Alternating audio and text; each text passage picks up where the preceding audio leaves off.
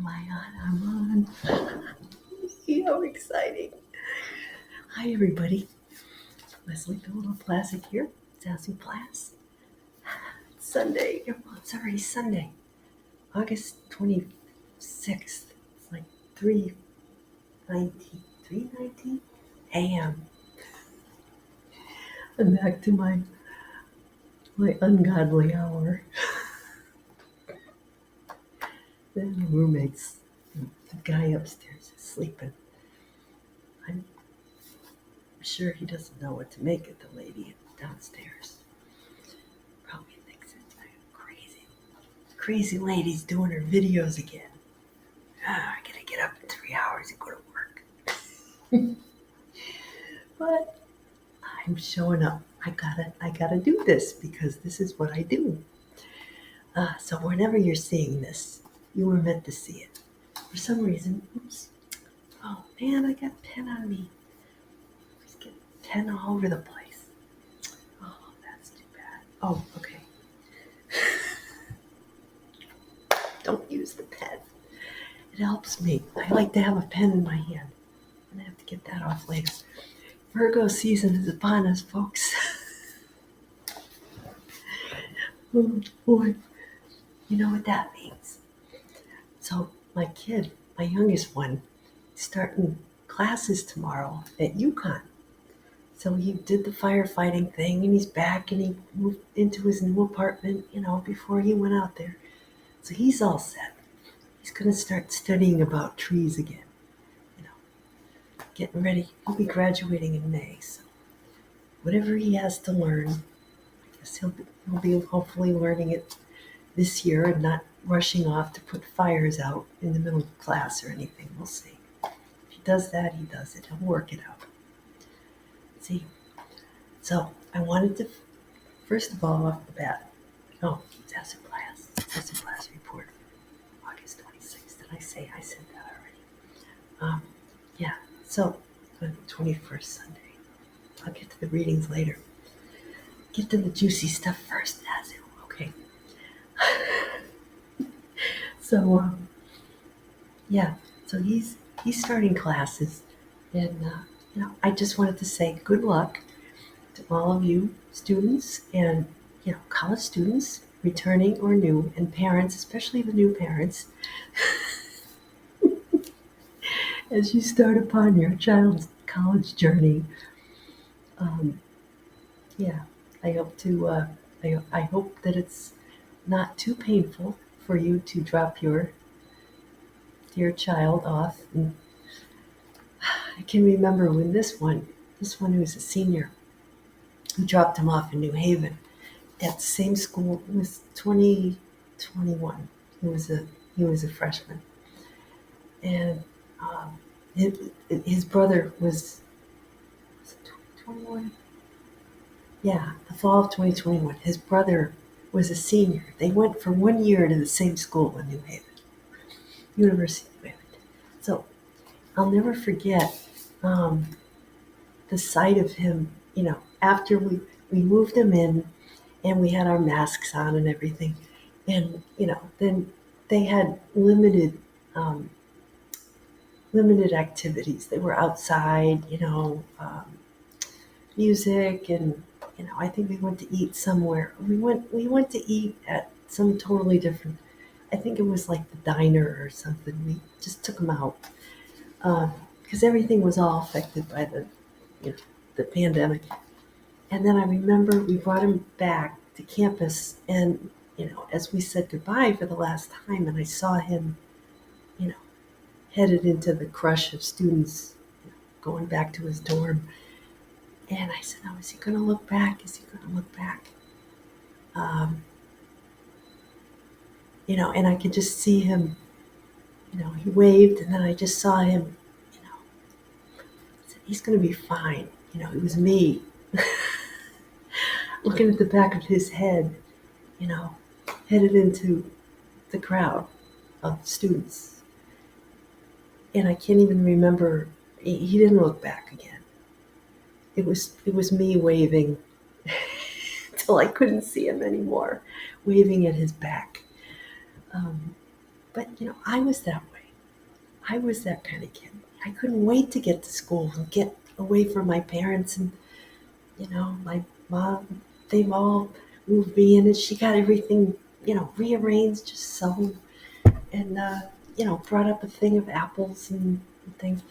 And the minute they left, I rearranged everything, But then I was hungry. And then, I saw the little plate of apples there. And, you know, kind of, it, after they left and I got everything the way I wanted it, and it was later that night, after the football game and the meals with the new roommate that she took off with me. After all that, and I was, alone in my new room, and I started getting a little homesick, and that's when I wanted to have my snack. Like I would always have a snack at home before I went to bed, at night. All of us would. Maybe we'd be watching TV or, but it would be like something simple, like peanut butter on crackers, saltine crackers, and an orange slice with a glass of milk. Something, simple at night to have before bed. And, my mother had packed some little things until I could get out. Like there was a little campus store in those days. Now they have, who knows what they have on campus. You can order stuff, But back then, there was just, like a little campus like store, and it was only open certain times. And then there was like the convenience store by the T. It was just outside of Boston, and that was only open so many hours. So in those days, we didn't have cell phones. We could order Uber Eats or whatever. You had to go. Sometimes I would take the T, in my upper class years, I'd take the T to Washington Street, go to the Stop and Shop, and lug all my stuff, you know, up the hill to the T and back to campus. Because we didn't have cars, so when we were on an on-campus apartment or off-campus apartment, we had to go and shop somewhere. So it was tricky. So how did I get on this? Anyway, so my kid, he's all set. He's got his car, his Mazda Miata. He's, zipping around campus. He's got it good. But we Gen Xers, we we didn't have it so easy. I'm just gonna put that out there. So every one of us, as we bring our kids to campus, we're kind of vicariously, we're returning to our own college years. And that's not a bad thing. I think maybe I want to go up to Boston sometime, and one of my Gen X fellow creator friends, he went up to Buffalo to, his stomping grounds. And we know it's never going to be the same. I was not, I was not a big drinker and a bar goer because I didn't turn 21 until my senior year. I don't know how the rest of y'all did it, but I never liked to drink. I didn't like beer. If I went to a party, I'd get some, and then I'd like pour it in a plant or something. So many plants were killed in my college years in order to look like I was fitting in, but I never did. I was always the one who would remember everything that happened because I'd be over there taking mental notes, and I'd go home and I'd write about such and such a party. Nobody ever remembered. All the other kids who were like, the whole time, they didn't remember anything. But I have great memories today. They're like, how do you remember so much of this stuff? I said, because I wasn't drinking. But I get invited to these parties, which was more fun for me to watch, everybody else getting plastered. Most of the time, I was the one they were leaning on, Anyway, I just have so much time today, but I could go on and on. Anyway, but I do remember senior year, once I was able to go to bars and stuff. We went down on near Fenway Park. There was like Lansdowne Street, I think. We had our senior like, we had like a disco night or something. We all took the tea down and we went to this bar, which is still kind of a hot, happening area from according to my youngest son, because he goes there. Sometimes he'll go to a concert down there, and there's places I can go out. So that was the place.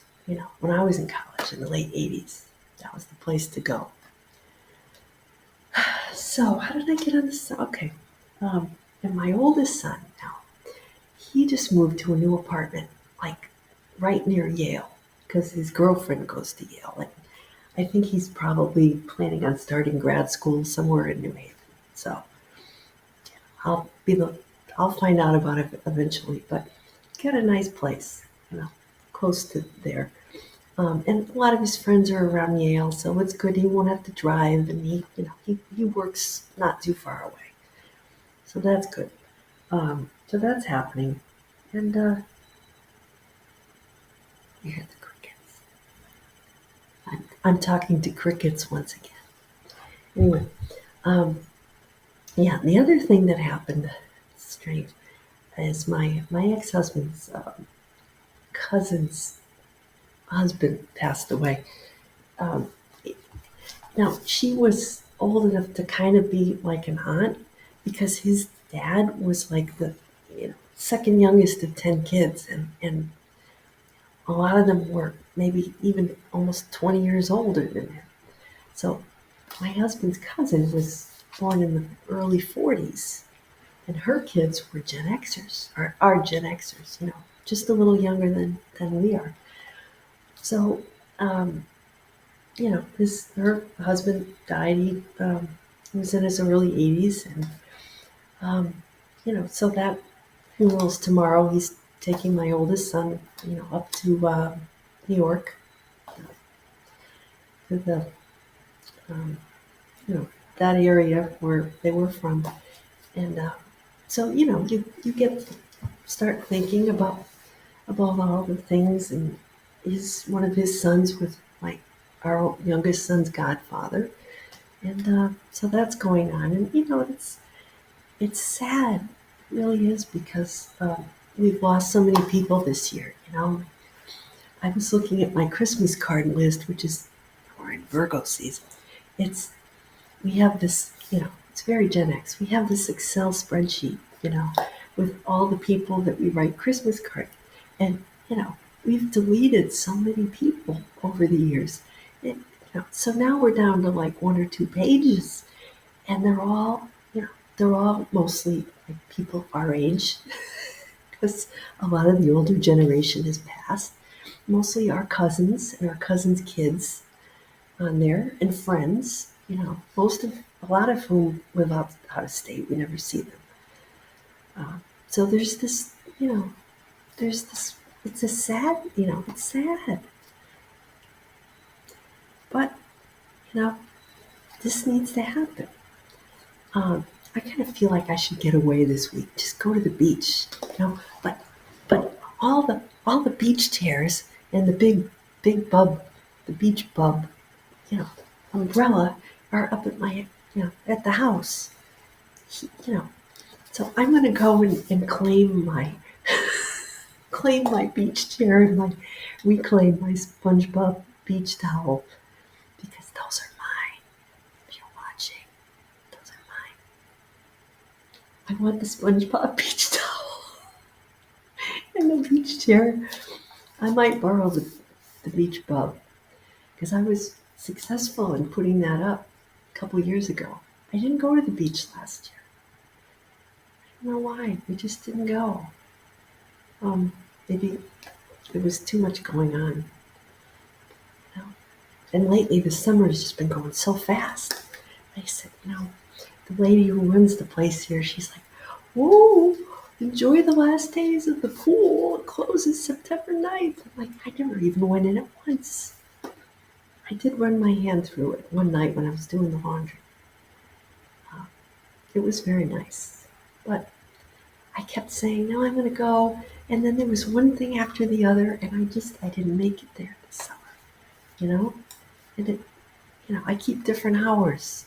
by the time, if I want to go for a late night dip, they're closed. Or a really early morning dip, they're closed. So anyway, that's that. Maybe I'll, you know, but this is how I am, right? I wait till the last minute to do things, but it works out great for me, because sometimes I change my mind, this and that. But when I know I have time's running out, that's when I'll do it, right? And I'll enjoy it.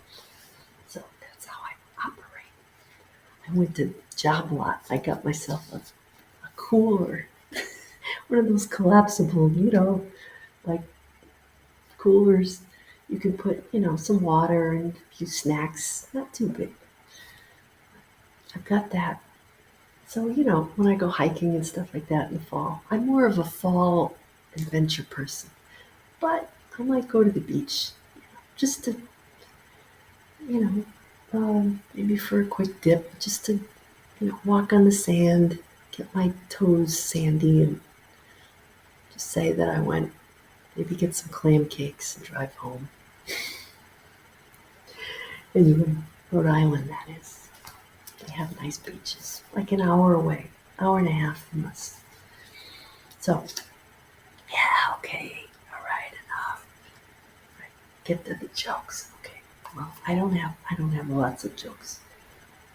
I have a few jokes, but I'm in more of a serious mood today. It's just that time of year, you know.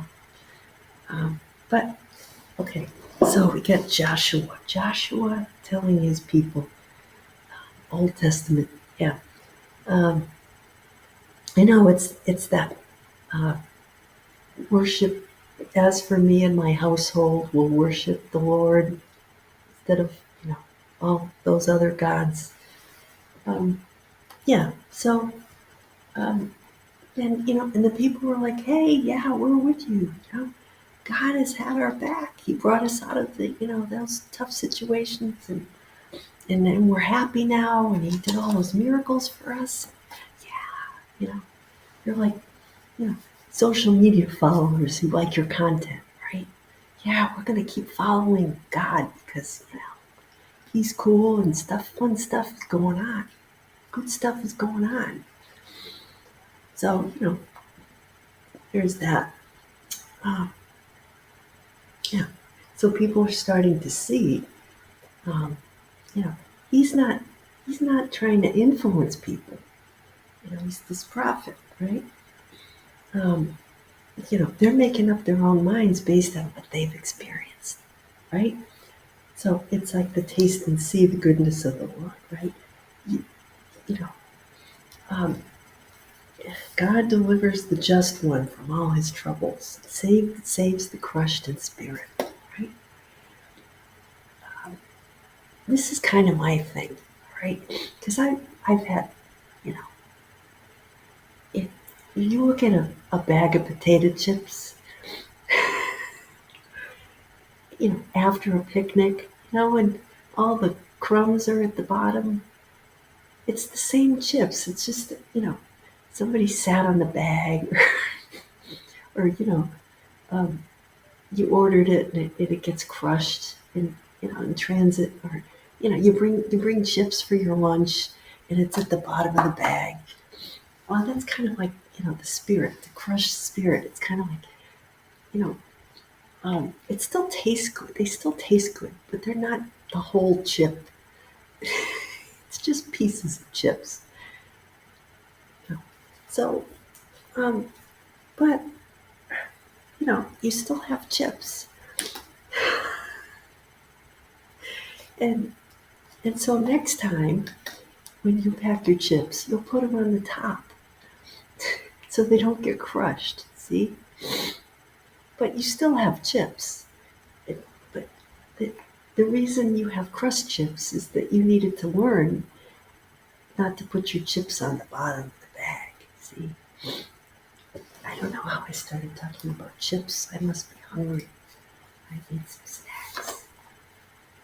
Anyway, but when I hear crushed, I think of chips. Um, yeah, so that's what I think about that. Um, now, taste and see the goodness of the Lord.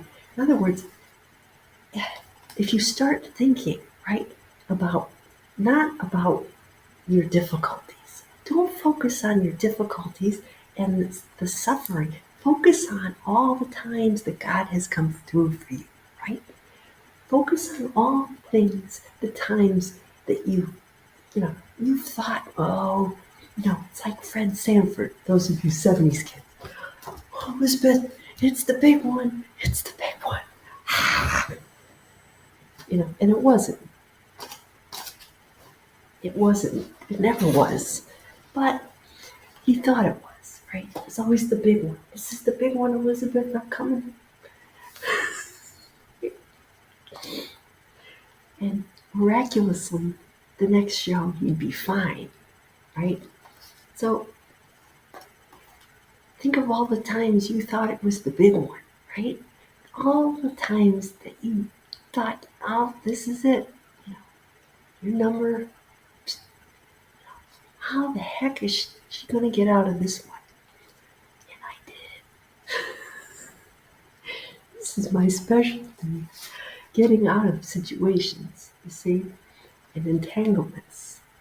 That's why I have so many funny stories for you people. And if you found me, then you're supposed to learn from my stories, I guess, or something. But yeah, but the thing is, taste and see. So if you look back at your memories, right, and sometimes that were, low, and sometimes that were high, you might find that the lowest times were just getting you ready for the roller coaster to go up again, right? The lowest times were to prepare you for the best times. For some reason, your body needed to get ready, your spirit needed to get ready. You needed to have a separation before you get united or reunited. And it feels so good. So you see what I'm saying? There has to be a cleansing. There has to be a release before an accumulation. We go through these phases. Okay. So, yeah. So, and then there's that Ephesians thing about the wife being subordinate to. It doesn't mean that to the husband and stuff like that. No, I think it's just, there's that whole, Christ is the groom and the earth and the people are like the bride. And it's just a metaphor, you know. Um, it's just, that's last week. Yeah, but that one always kept me a little fired up because of, the whole, why am I going the wrong way? I'm going the wrong way. That was last week. Yeah. Okay, let's get to the song. All right.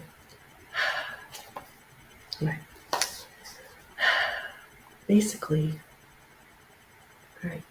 So we should. Oh, okay. So, but there is a line in the Ephesians reading. It says we should be perfected. For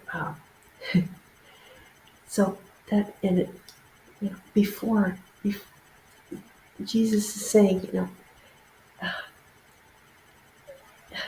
God wants to see himself basically expressed through us, but we have to make ourselves, we have to focus and care for ourselves and each other in a way such that we'll be ready, right, for this higher expression, right, to sort of meet source, universe, God at this higher level, right? And this perfection metaphor is perfect for Virgo season because it's all about the details, Virgos, I have a Virgo sun. They can be very nitpicky, It's like you just want to sometimes fail to see the big picture, right? And God sees the big picture. And we're down here on the ground, like little moles with our noses to the ground. You ever see a dog getting ready to do its business. Yeah, that's how we get sometimes in Virgo season, you know? But we gotta look up every now and then, right? See the big picture, step back, right? And and so, yeah. All right. So we're still in John chapter 6 for the gospel. So it's talking about God's talking about how, he says his words are, Jesus talking to the disciples, right? And he's saying, my words are, I was talking, saying good things here, Spirit, giving you the Spirit. But not everybody, he knew not everybody was going to believe him or follow, right? He knew the ones that were on the fence. So, he says, he said, God grants those people certain people find him. Right? And so many disciples quit because, you know, it was too hard for them to grasp what he was saying, to embody it, to act upon it, right? And so it says, Simon Peter says, you know, Jesus, are you going to leave me too? He says, where are we going to go? Once, they knew he was the one, the holy one, chosen, right? They're like, we found the real deal. Where else are we going to go? So, once you're on this path, once, whether you say, source, spirit, whatever, if you've given yourself over to, um, following this path, where else are you going to go? This is your path. You've tasted it, you've seen it, and this is the way, right? So the song, what inspired the song for me today, it's Psalms 34. The Lord is close to the brokenhearted, and those crushed in spirit he saves. And I thought, brokenhearted. How can you mend a broken heart? By the Bee Gees. Barry and Robin Gibb, and maybe Morris, they're not sure. He might have had a hand in it. But it was written, they wrote it with same time, August of 1970, along with Lonely Days. They just batted it out. And it was about how the Bee Gees had, they were fighting. They were alienated from each other, not talking, and brokenhearted. Then they came back together. This was their first single in the U.S., #1 Hot 100 Billboard single, released May 28, 1971, from their album Trafalgar, 1971. And this became the title. This Frank Marshall did a 2020 documentary, The Bee Gees, How Can You Mend a Broken Heart? Which is really, that song makes me cry. It makes me want to cry. It's just so, it's a ballad. It's very, if you've never heard it, listen to the link, post it down there. I guess Barry re-recorded the song with Sheryl Crow, also in 2020 for his album Greenfields. So, it made me think too. So it said, the song is about the universality of sorrow being vanquished by love. Isn't that beautiful? How can you stop the sun from shining, right? In other words, it's the nature. Nature keeps going. Nature doesn't stop. Just because you've had a heart, something has broken your heart. The world keeps going. Joy and happiness return, right? So that's where I'm coming from today. Jesus' disciples had no idea the sorrow and the joy after the sorrow that they'd experienced. So I'm stopping for this week. Have a great week. Zazoo Plazz out.